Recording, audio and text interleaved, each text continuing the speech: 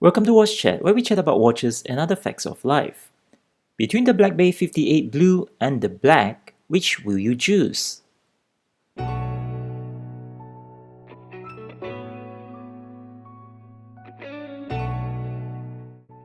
Not too long ago, I've acquired a Black Bay 58 Black on behalf of my brother and had an opportunity to inspect and compare it with my faithful Black Bay 58 Blue. For the purists, the black would be preferred, and for the young at heart, it would be the blue. But which will you prefer? Let's check out the similarities and differences, if there are any. In case you missed my review video of the blue, I'll put a link in the description below. I recommend that you check it out if you would like to know what I thought about it 2 years ago. The Black Bay 58 Black has a similar case design with the blue, with every cuts and curve sharing similar DNA. The side and bevel are all polished, without holes in the lugs, and the front are brush finish matching the brush bracelet that is tucked in between the 20mm lug width. The bracelets are constructed using a 3-piece link system held by pins with rivets on the side that are all polished. The clasp here is a folding clasp with a safety catch.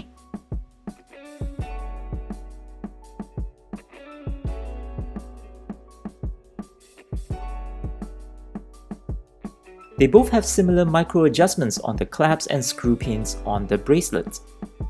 Technically, they both have a similar construction blueprint. Unlike the Taupe dial, which has a slightly different construction and feel towards it. If you missed that video, I'll put a link in the description below as well. What I really like with these Black Bay 58 lines here is that despite being able to pack in a whopping 600 meter of water resistance, it is only 39mm in diameter and 11.9mm thick. Notwithstanding that, the oversized sign crown helps with the gripping when unscrewing and adjusting the time. Both are powered by the MT5402, which is cost certified and features high-end features like a variable inertia balance wheel and a free-sprung silicone hairspring. It is non-magnetic and has a 70 hours of power reserve.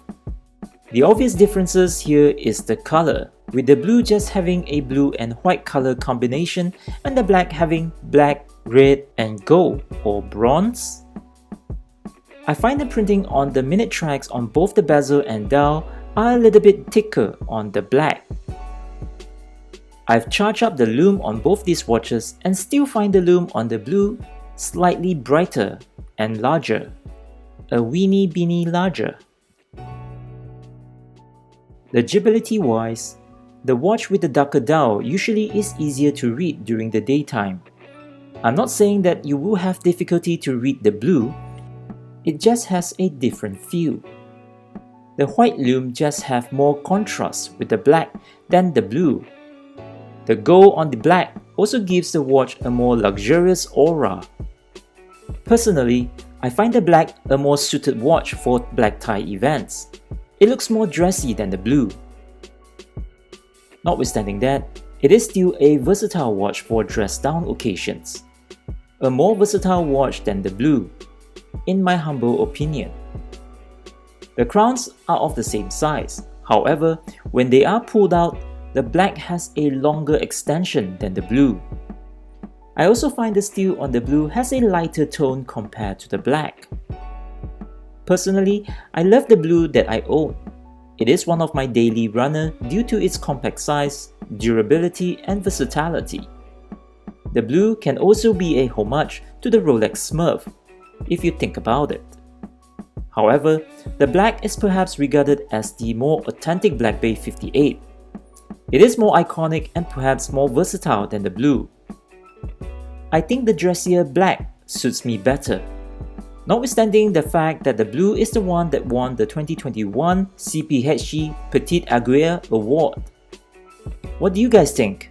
Which version of the Black Bay 58 do you prefer? Do let us know in the comments below. There is no right or wrong answer, just a personal preference. Anyway, if you like this kind of video, please like, share, subscribe and hit that notification icon to support me, and I'll really appreciate it and promise to make more videos like this. Until the next one, thank you for watching.